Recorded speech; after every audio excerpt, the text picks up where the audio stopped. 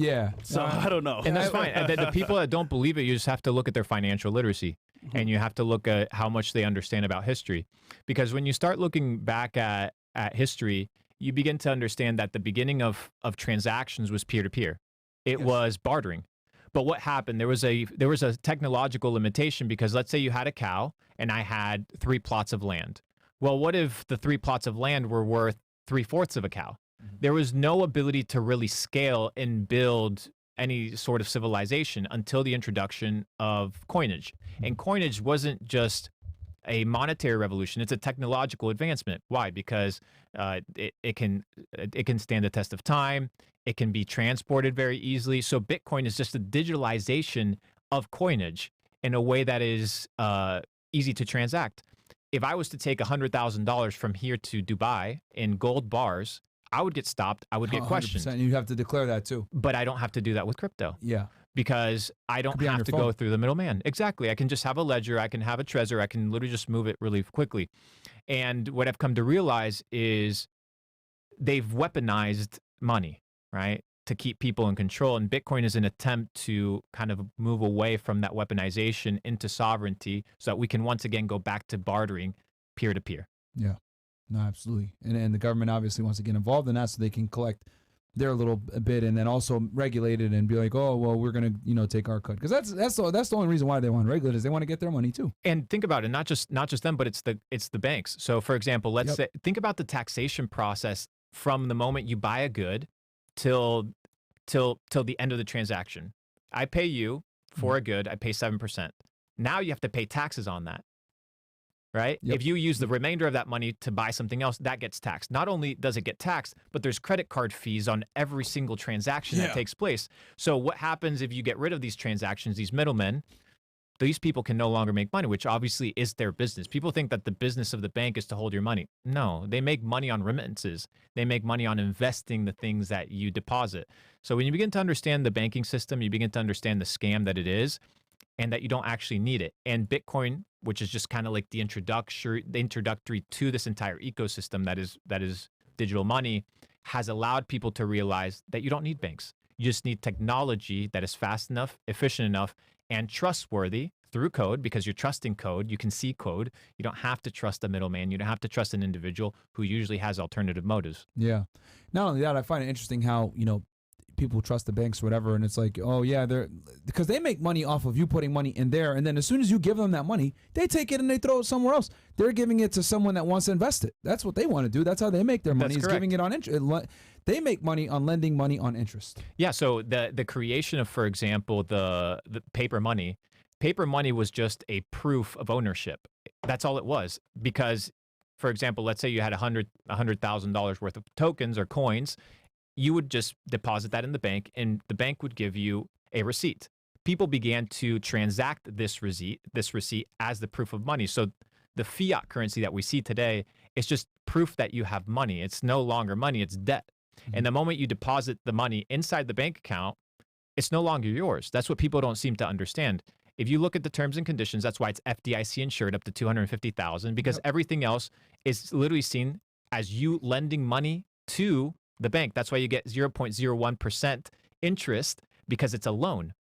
And now it's no longer, the deposit is no longer seen as a deposit, it's seen as a liability. Everything that the bank holds is a liability, because they're loaning out to you with interest when you deposit it in there. And then we can talk about the fractionalization of that. Anytime you deposit money, the bank has the ability to fractionalize that 9 times. So you have the printing and printing and printing of infinite money. When you begin to realize that the only allowed circulating supply through the Constitution was $300 million, everything else is fake. Everything else is just printed to fractionalize reserve banking. The interesting part is like, the bank is only responsible for holding like 2 to 3% of how much money they're supposed to be holding. So, and for all the people that say, oh no, it's my money, blah, blah, blah, go to a bank and ask for $50K. Yeah, and all the questions. Watch them shut that bank down, bro. They're going to shut that bank down to give you that, if they even have it there. You will not be able to get that money out. Let's say I got to go buy a house or some shit, or I got to buy a car, I got to make a big purchase, whatever, and you have $50K in there, $100,000 in there, $20,000 in there. Let's say it's $10,000. They're going to ask you a bunch of questions. They might not be able to give you that money that day. That's the crazy part. I agree. And you got to hope that the money's there. Actually, Grant Cardone went to withdraw, I think, like $1 million from the bank, and they We give him hell to get it out. Yeah. He couldn't get it out. Couldn't even get his own money out, bro. 1 million.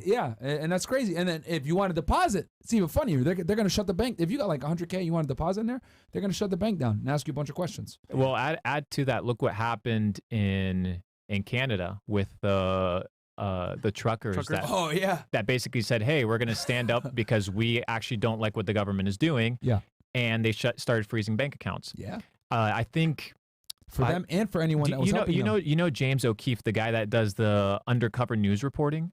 Have you seen him? The name sounds very familiar. He used to be part of something called Veritas, which was like a media company that kind of discloses certain things undercover. They just nerfed or they just nuked an IRS agent from the Criminal Investigation Department, and he confessed that the Department of Justice actually has AI tracking all bank accounts right now. I believe it. So now you're no longer safe. No, you don't have this idea of privacy. Privacy does not exist. It's an illusion. So anytime you enter a centralized system, you're under their rules and their control. And for people that don't understand that, that's fine. You can just be fucked. You can continue living on your US dollar. You can continue doing your thing, and you'll just have to deal with the consequences later on. It's very simple. We're not here to convince anybody about it. When Bitcoin was fucking $500, $1,000, $2,000, $3,000, $4,000, and everybody considered it toy money, that's fine. You can continue believing that, but it all comes down to people's lack of financial literacy. And this is what I always tell people. Every time that there's any sovereign power, what they want to keep you is illiterate. 500, 1,000 years ago, the church would keep you illiterate from reading Latin. Why? Because they were the connection between you and God. Yeah. That's why when John Wycliffe rolled around and translated the Bible into English, they wanted to kill the man. Why? Because he simplified the access to God. It's the same thing today. You have financial illiteracy. Go through the bank. Go through this guy. Go through that guy. We'll take care of you. And then you begin to realize that there are ulterior motives, and the ulterior motives are to keep you a slave, controlled, and absolutely fucked. And people are starting to wake up to that. No, absolutely. Well said. Quick word, real quick. Today's sponsor. And worse, your real estate actually gets better because it's going up in value. And remember, you paid way less for it back when you got it. So it's actually one of the best hedges against inflation, man. So and taxes too. And taxes as well. And it's a great, and then you can always borrow against it because remember, when you get a loan, it's not a taxable event. So yeah. What else do we got here? But again, we tell you how to be diversified, guys. Have everything. WFNF still the biggest podcast in Miami, not even close. Can we kick out this hippie anorexic course seller and cover Jacob Rothschild's or academic? Bro, this guy just wasted $20. Yeah, why, bro? Why? I will say though, the academic saga with Meek Mill and Diddy is going crazy, bro. Yo, that shit's going. Sorry, my bad. I just find it very exciting. But hey, you want to give the people a summary since you brought it up anyway? Well, of what's going on? There's a new court document going around where Meek Mill and Usher were unofficially named in this document being with Diddy sexually. Allegedly, of course. We're not saying that it happened. We're just saying it's out there. A rapper from Philly who did Nicki Minaj. Yeah. Who is that, and bro? Here's the other thing, too, that's interesting. It's like now, since Cassie made that money, everyone wants to come at Diddy, I guess, and come up with these allegations. That's so wild, though, bro. Yeah, we'll see what happens, man. Damn, man. Crazy. And he came at Andrew Tate, Meek Mill. Oh, yeah, he did it. He did, yeah. He said, he obviously gave the nigga response. Yo, ain't you getting hit with traffic or something like that? Like, bro, shut up. Hey, man, did he traffic to you? Yeah, I was going to say it, man. Oh, my God, bro. Hey, man, don't hurt me, Meek. Yeah, Jacob Calloway goes, of all your current strongest held convictions, which one would you be least surprised to see you change your mind to the opposite? What? In 5 years. In 5 years. Also, shout out to Nate. Wish he was on the panel, too. I think that's a question for you, Luke.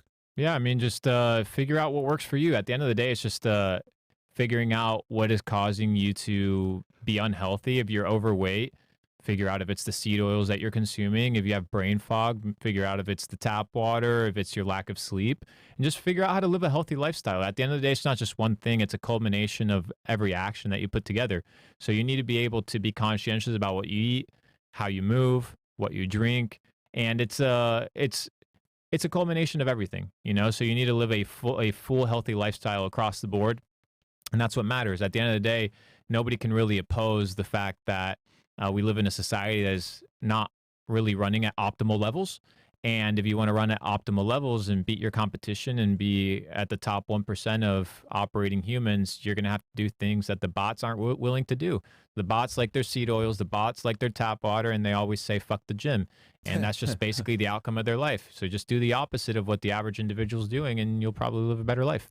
Yeah. And the average person, guys, is fat as hell. Doesn't have any money, doesn't have even $1,000 in savings, can't cover a $500 expense without going in debt. No ambition. It's easier than ever to be better than average. So. And if you are in that situation, you can change. And that's the beauty of like the internet is it proves to you that there are places where people are pushing you towards becoming a better version of yourself. So if you're fat, you can change that as long as you recognize your current condition. Don't lie to yourself. Don't wear that oversized hoodie. Right? Yeah. Look at yourself in the mirror and be like, I can actually change. That guy that's shredded with enough work, with enough dedication, I can be like that. If you feel lethargic because you continue eating McDonald's and you continue eating these seed oils, you can realize, hey, I can change my diet. I can eat a whole food diet. If you actually feel depressed, maybe go to the gym and maybe get your hormones in check. And maybe that'll allow you to stop going to the, what do you call this? Where is it that people go to? What are the people? The psychologists. I don't know. Psychiatrist. I've never, psychiatrist, psychologist, therapist. Yeah. But it's like, why are you going to go to somebody else for your problems? Maybe you should figure out what is taking place with yourself first and start from that point. All right. Let's see here. Avenger Sentio goes, I'm a CastleClub member, Myron, Fresh, and Luke. Always remember this quote from Dukran: as you become more successful, whatever blessings you have, they come from Allah, and whatever hardships comes your way, it is him you seek for help. Okay. We got here. Ben Franklin. Ben Franklin goes, I called in a couple months ago. I was the brokey out in the Big O. I'm working 3 jobs, 6:30 a.m. to 11 p.m., 6 days a week. Any suggestions for sourcing and when to go to the gym? Bro, if you're a brokey, don't even focus on girls, man. Like, facts. A lot of you guys, man, are out here trying to get chicks and everything else like that, and you're fucking bums, and then you wonder why girls don't respect you or take you seriously. Like, get your money on point first, man. I mean, you can socialize here and there, but it absolutely should not be a priority. A lot of you guys put women as the priority, and that is why you're fucking broke and poor. I think everyone was successful on some level, took a break from girls to, I want to say, learn skills that acquire the wealth. But when you're free after working all that time, maybe. But even then, you only have X amount of time in the day. Yeah. You know, so if you haven't invested in yourself, why are you going to invest that time into somebody else? It just makes absolutely no sense. I think people need to start elevating themselves, and eventually the right woman will come. People want the top tier woman, but they're, not the top tier dude. So therefore, you're just going to attract what you are, and that's not what you want to do. Level up. Guys, refresh the page. I know some of you guys are saying something about lag or audio or whatever. Just refresh. Yeah, it's lagging on YouTube. On Rumble, it's fine. So just refresh your page and you should be fine, guys. That will fix the problem. But we're good on our end. Mo, you double checked. Yeah. Yeah. So the audio is fine. You just gotta refresh your page, guys, and you'll be fine. If not, just come on over to Rumble, rumble.com/freshandfit. It's fine over there on Rumble. YouTube might be censoring this conversation. They want to charge drink tap water, I guess.